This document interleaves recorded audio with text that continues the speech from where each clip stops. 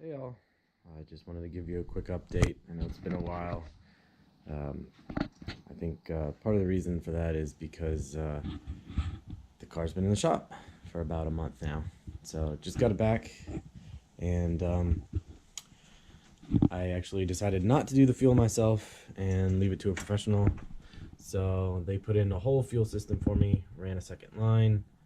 I have a regulator here, and they put in an electric fuel pump, so I'll show you that real quick.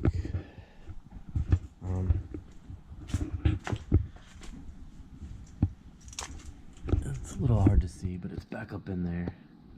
It's pretty big, and it looks really good. It is a little noisy, unfortunately. They say that that's because of the gravity feed for it, so I guess it's one thing I'll have to deal with at least for a little while until I make it fuel injected. But at this point, I think we're all done and we're all ready to go for the swap. So fuel system's done. Last night I sprayed some PB blaster on these exhaust manifolds, hoping that I'll be able to get them out when the time comes for the swap. Probably won't, but it's worth a try.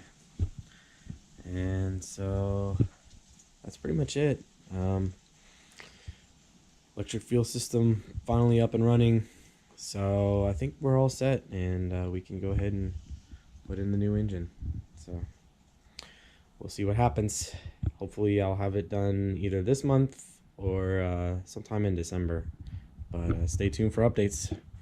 All right, talk later, guys.